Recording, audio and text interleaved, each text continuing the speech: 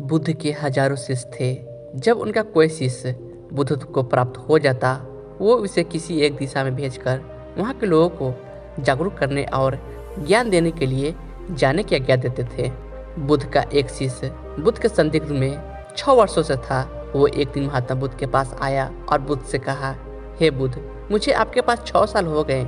मेरे बाद कितने शिष्य आए, उन्हें आपने इस बीच किसी एक दिशा में ज्ञान देने के लिए भेजा, लेकिन मुझे अभी तक नहीं भेजा।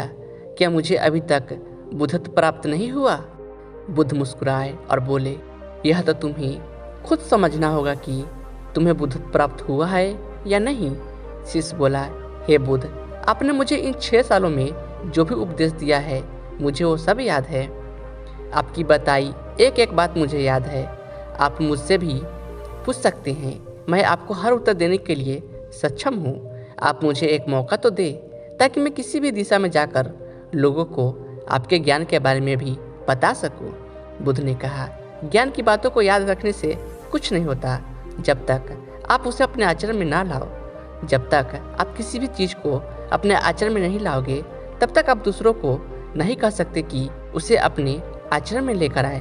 किसी ने कहा, जो भी हो, कृपया आप मुझे एक मौका दे। आप मुझ पर भरोसा रखें। मैं सभी को अपने ज्ञान से प्रभावित कर सकता हूँ। मैं लोगों को ऐसी बातें बता सकता हूँ जिससे उनके जीवन में शांति आएगी और वो शांतिपूर्ण अपना जीवन जी सकेंगे। बुद्ध ने कहा, अभी तुम तैयार नहीं हो। जब तुम तैयार हो जाओगे, मैं तुम्हें खुद सही मार्ग पर जाने के लिए कहूँगा।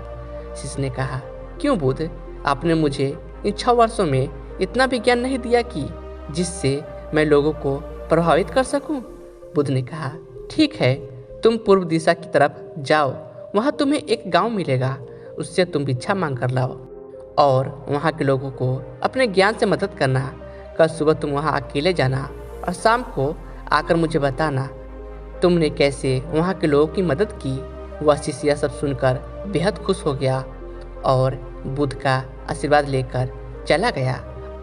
और वह रात भर ज्ञान समेटता रहा और मन ही मन सोच रहा था कि मैं कल ऐसे ज्ञान की छाप छोड़ूंगा कि वहाँ के लोगों के साथ बुद्ध भी मुझसे प्रभावित हो जाएंगे। सुबह उठकर वो महात्मा बुद्ध को प्रणाम करने गया। उन्हें प्रणाम कर वह पूर्व की तरफ निकल गया। शाम को जब वापस आया तो बुद्ध ने देखा कि उस शिष्य के माथे पर चोट लगी है और खून बह रहा है। बुद्ध ने उसे पट्टी की और पूछा, तुम्हें यह चोट कैसे लगी? शिष्य ने कहा कि बुद्ध, वहाँ के लोग बेहद दुष्ट हैं, उन्हें जरा भी बुद्धि नहीं है। मैं उस गांव में भिक्षा लेने गया, पर किसी ने मुझे भिक्षा नहीं दी। सब मुझे गालियाँ दे रहे थे। एक व्यक्ति ने तो मुझे भिक्षा तो दी, लेकिन नीचे फेंक कर और कहा, इसे उठा लो। मैं उन्हें काफ़ी समझाया, लेकिन वो मेरी बात सुनने को तैयार ही नहीं थे। उल्टा उन्होंने मेरे साथ हाथापाई की, जिससे मुझे चोट लग गई। बुद्ध, आप मुझे दूसरी जगह भेजे जहाँ के लोगों में बुद्धि हो, इस तरह ना हो। बुद्ध उसकी बात सुनकर मुस्कुराए और बोले कि अगर तुम्हें दूसरे गांव में भी ऐसे लोग मिले तब तुम क्या करोगे? शिष्य ने कहा, हे बुद्ध, ऐसे लोगों को कोई ज्ञान नहीं दे सकता। वह लोग अज्ञानी हैं, उन्हें कौन समझाए? बुद्ध ने कहा, वह लोग अज्ञानी नहीं बल्कि ज्ञानी हैं। उनके पास बहुत बुद्धि है, परंतु उनके पास खुद का ज्ञान है। अगर तुम किसी दूसरे के ज्ञान को चोट पहुंचाओगे तो वह तो कुछ तो कहेंगे ही। तुम्हें ऐसे लोग हर जगह मिलेंगे, तब तुम अपना ज्ञान उन्हें कैसे दोगे? बुद्ध ने शिष्य को कहा कि आज तुम आराम करो, कल शाम को मेरे पास आना। शिष्य बुद्ध को प्रणाम करके चला गया। अगली शाम जब वो वापस बुद्ध के पास आया, तब वहाँ एक और बुद्ध का शिष्य मौजूद था। उनके हाथ में चोट लगी हुई थी। बुद्ध ने उस शिष्य के हाथ पर चोट देख उस पर पट्टी की और उस शिष्य से पूछा कि तुम्हें यह चोट कैसे लगी? शिष्य ने कहा, हे बुद्ध, आपने पूर्व के एक गांव में मुझे जाने के लिए कहा था, वहीं मुझे यह चोट लगी। बुद्ध ने कहा, वहाँ तुम्हारे साथ क्या क्या हुआ, तुम मुझे बताओ। शिष्य ने कहा, हे बुद्ध, वहाँ पर मैंने सबसे भिक्षा मांगी, लेकिन किसी ने मुझे भिक्षा नहीं दी। एक व्यक्ति जिसने भिक्षा दी थी, उसने भी वह मुझे जमीन पर फेंक कर दी और कहा, उसे उठा लो। मैंने चुपचाप उसे उठाकर अपने पात्र में रख लिया और उसे कल्याण का आशीर्वाद दिया। तब उस व्यक्ति ने मुझसे कहा, आप बड़े ही अजीब व्यक्ति हो, मैं आपका अपमान कर रहा हूँ और आप मुझे आशीर्वाद दे रहे हैं।